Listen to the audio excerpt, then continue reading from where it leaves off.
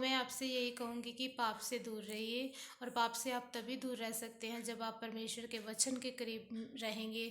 Please परमेश्वर का वचन जो है वो रोज़ रीड करें और परमेश्वर के वचन के मुताबिक अपनी ज़िंदगी में चलें, क्योंकि वचन को पढ़ना ही काफ़ी नहीं है। वचन को पढ़ना, सुनना, समझना और उसके मुताबिक चलना और दूसरों को उसके मुताबिक चलने की शिक्षा देना, दूसरों को उसके बारे में बताना, वचन के बारे में बताना और प्रार्थना में और वचन में और विश्वास में बने रहने से ही हम दिन में बहुत सारे पाप करने से बच जाते हैं। क्योंकि पाप जो है वो अनाज्ञाकारी के साथ ही पैदा होता है। मैं आपसे कहना चाहती हूँ कि देखिए, अगर हम देखते हैं कि अगर हम ऑफिस में अगर एक एम्प्लॉय है तो वो अगर बहुत ही आज्ञाकारी के साथ जो जो उसे काम दिया जाता है वो करता है, तो जो उसका बॉस है वो उससे खुश होता है, उनका प्रमोशन होता है।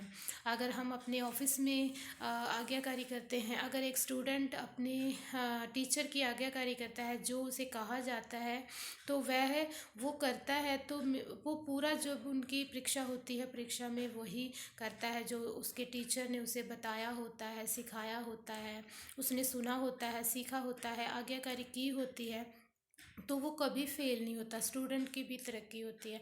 अगर हम अपने माँ बाप की आज्ञाकारी करते हैं तब भी हमारी क्या होता है, तरक्की होती है। तो मैं आपसे कहना चाहती हूँ कि देखिए, अगर हम परमेश्वर की आज्ञाकारी करें, परमेश्वर के वचन की आज्ञाकारी करें, तो हमारे लिए क्या होगा, बहुत बेहतर होगा हमारे लिए। क्योंकि परमेश्वर वैसे ही लोगों को पसंद करता है जो आज्ञा में रहते हैं। क्योंकि अगर अनाज्ञाकारी वाले लोगों को परमेश्वर पसंद करता तो वो आदम हवा को भी माफ़ कर देते उस वक्त, और उनको क्या करते, अपने उनके साथ रोज़ बातचीत वैसे ही करते, रोज़ मेल मिलाप वैसे ही करते। और पाप जो है, अनाज्ञाकारी जो है, वो हमें परमेश्वर से दूर करती है। अब ये आपका फैसला है कि आपने परमेश्वर के करीब कैसे जाना है। कैसे जाना है, वचन की आज्ञाकारी करके।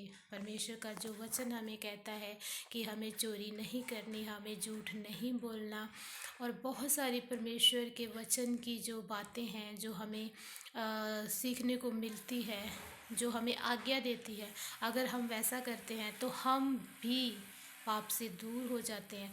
देखिए, अगर आप पाप से दूर होंगे ना तो आप परमेश्वर के बिल्कुल करीब हैं। और अगर आप जब परमेश्वर के करीब हो जाएंगे ना तो पाप चाहकर भी आपको छू नहीं सकता है। और जब आप पाप के करीब होते हैं ना तो वो पाप आपको बहुत दूर कर देता है परमेश्वर से। वैसे ही जैसे आप परमेश्वर के पास होते हैं तो वो भी आपको पाप से बहुत दूर कर देता है। सो आज्ञाकारी में बने रहे। आज्ञाकारी is most important in my life. मैं ये कहना चाहती हूँ, इन आवर लाइफ बहुत इम्पोर्टेंट है जो हमारा परमेश्वर का वचन है, जो आज्ञाकारी है, मोस्ट इम्पोर्टेंट आवर लाइफ। ठीक है। प्लीज़ परमेश्वर के वचन में बने रहिए, आज्ञा में बने रहेंगे आप। अगर आप आज्ञा में नहीं हैं तो आप परमेश्वर के वचन में भी नहीं बन सकते हैं। तो परमेश्वर यही चाहते हैं, क्योंकि प्रभु यीशु मसीह ने उसी दूरी को ख़त्म करने के लिए, उसी पाप को ख़त्म करने के लिए अपनी जान दी थी, ताकि हम फिर से परमेश्वर के करीब जा सकें, हम फिर से अपने पिता परमेश्वर को मिल सकें। और प्रभु यही चाहते हैं कि हमें वो नरक की आग से बचाकर हमें वो परमेश्वर के करीब लेकर जाना चाहते हैं, ताकि हम नरक की आग से बचें, हमेशा के लिए सदा का जीवन पाएं और परमेश्वर के पास रहें। परमेश्वर के पास रहना, क्योंकि परमेश्वर ही तो जीवन है, उसके पास रहना ही जीवन है। इसलिए प्लीज़ आज्ञाकारी में बने रहें। जो भी, जैसे परमेश्वर के दास हमें जो भी बोलते हैं, हमारे आत्मिक पिता, हमें वैसा करना चाहिए। जैसे हमें वचन जो कहता है हमें वैसा करना चाहिए। जैसे हमारे माँ बाप हमें कुछ कहते हैं हमें वैसा करना चाहिए। जैसे हमारे टीचर्स हमें जो कहते हैं हमें वैसा करना चाहिए। फिर देखिए, दिन प्रतिदिन आपकी तरक्की होगी। मेरा विश्वास है कि आप लोग समझ गए होंगे। एक पाप जो है अनाज्ञाकारी के कारण ही आता है, और अनाज्ञाकारी के कारण पाप, और पाप के कारण मृत्यु, और मृत्यु के कारण हम परमेश्वर से दूर हो जाते हैं। ये फैसला आपका है कि आपको परमेश्वर से दूर होना है अनाज्ञाकारी करके, या फिर आज्ञाकारी करके परमेश्वर के करीब, परमेश्वर के पास, उसके पास स्वर्ग में जगह पानी है।